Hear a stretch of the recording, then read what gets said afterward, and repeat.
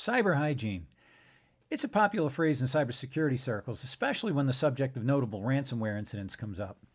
I'm Bob McLean. I'm a certified information systems security professional, and I'm going to explore the concept and look at some of the numbers of vulnerable systems that are still out there and possible solutions to improve cyber hygiene and not have it be an onerous task.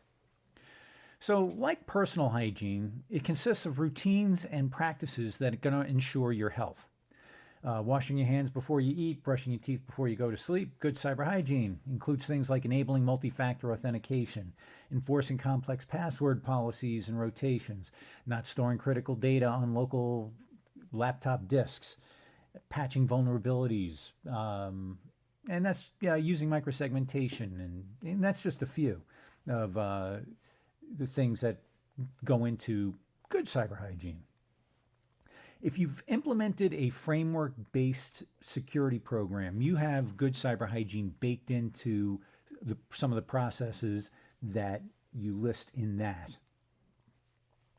So really the term cyber hygiene can be thought of as a new name for best practices with a nod towards keeping your environment orderly and cleaned up. So Colonial Pipeline is often mentioned as a case of not having good cyber hygiene, and it was even described as such in a Reuters article about the CEO's testimony before Congress. So it is a very notable example of a breach, and just to recap quickly, a VPN concentrator that was deprecated and unused was still connected to the network. A single set of credentials purchased on the dark web consisting of username and password authenticated to that VPN concentrator, and the attackers were in. There was no multi-factor authentication, and that was the lack of MFA is cited as the glaring thing. Now, you go back 4 or 5 years when they perhaps put the VPN concentrator into service, MFA probably was not a thing. But having it persist became a thing. So is Colonial the outlier? No. I mean, how does it happen? Think about a rollout of a new system or migration, like migration to the cloud, or just new system, new infrastructure, new program. Quite often the old system is kept online, kept in place, just in case something goes wrong with the new system and you have to roll back. It's a fallback plan. Maybe you need audits of system activity for a period of time before you're allowed to turn it off. Maybe you have to gather some logs after a certain period of time and store it with backups of the system for legal purposes. And that's all well and good, but IT gets busy within minutes of completion of a migration, and days turn into weeks and weeks turn into months, and next thing you know, you have a legacy VPN system attached to your network, consuming electricity and not doing much more.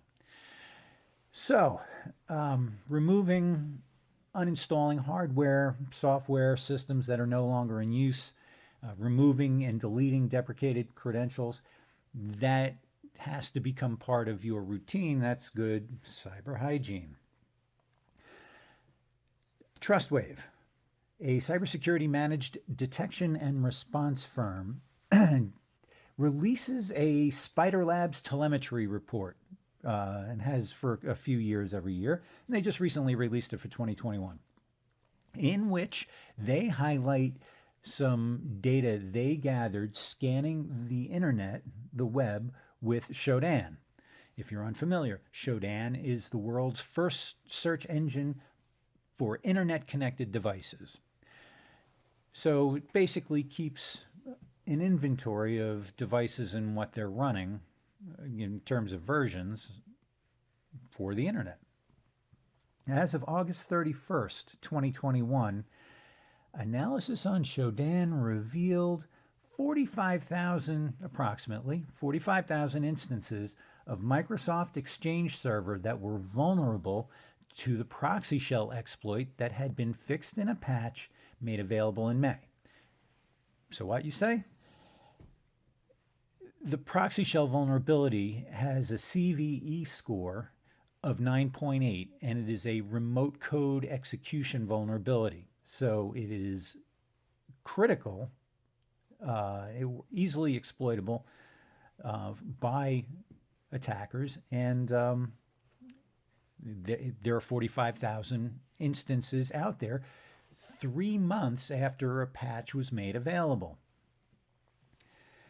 So, and this is just one vulnerability. Why do attackers have such a target-rich world at their disposal? And now we're going to look at the rate of vulnerability discovery. As everything goes software, everything goes migrating to the cloud, or continuous integration, continuous delivery. It's just programmers are delivering systems that businesses want to make money. Everything is just amplifying it in volume. In 2020, 18,352 vulnerabilities were identified and published. And in 2021, as of September, there were 13,000. So basically, we're on track to meet or exceed 2020's total. And think about the vulnerability management function that's required to stay on top of this and patch approximately 50 vulnerabilities a day if they come in, in a nice ordered, evenly spaced manner, which they don't, of course. But so on average, you're getting 50 a day. So somebody gets them and has to read, understand, and then correlate to a version on a system in the environment. Is it relevant? Is it applicable?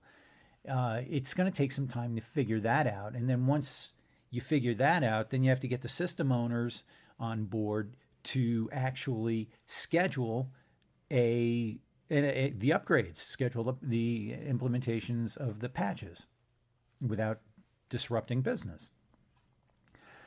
It sounds kind of overwhelming, right? So another thing that's going on is within hours of a new critical vulnerability, especially one, like remote code execution vulnerable, within hours of being published, there's always an increase in activity on Shodan looking for vulnerable versions on the web. So the attackers know long before security and IT that they have a vulnerable version of something in their environment. And one of the more disturbing facts is that critical vulnerabilities go unpatched for months, or worse, forever. So when critical patches, think about it. When critical patches are released and published, is any IT team going to patch the old VPN concentrator in the legacy data center on an emergency basis? No one uses it anymore. But it's still attached. It's not production. It's going to be turned off. But it's still connected to the network, and it's still connected to the internet. So the good news is that inventory management is a function that can be automated. And if you're going to research inventory management, I suspect you would want a feature functionality as part of the system you select to be integration with the the National Vulnerability Database and the Common Vulnerabilities and Exposures feeds. So the system will alert you on specific pieces of gear and versions of code in your environment. But you can't just throw money at this problem. You can buy the system, you can turn it on, you can install it, problem's not solved. The tool's got to be configured and maintained. And until the application of all patches is automated in your environment, Someone's going to have to analyze the output and get the teams together that have to take care of upgrading their systems on the appropriate emergency basis. And that might require a full time employee or two. You can't just throw one analyst at the problem or take somebody who's already got no extra time, give them an extra tool, or her, give that person an extra tool, and expect this to get done and expect that problem to go away. This is very resource intensive. So,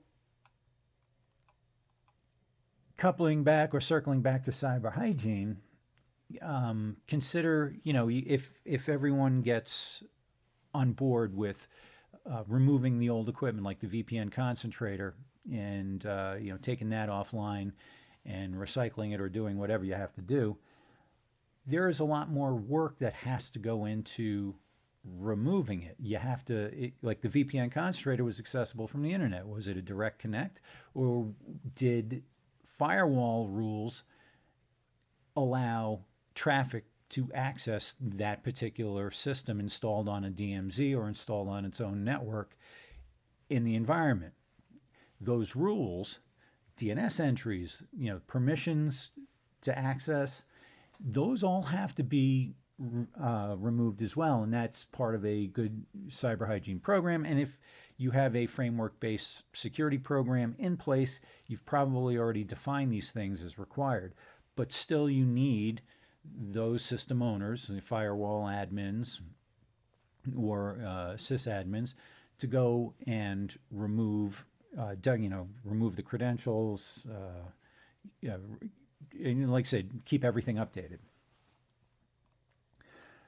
So good cyber hygiene is actually, it sounds basic.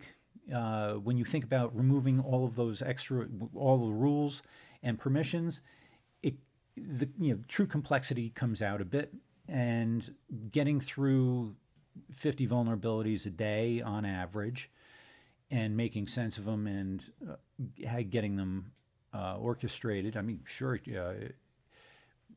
try automating them. That is a daunting task. Until we get it all automated, it's going to require an awful lot of effort, and which is never good news in light of all of the articles on the lack of cybersecurity professionals. But these are things that have to happen. Hope you found this interesting. I hope you like the perspective. Please like and share. And until next time, take care.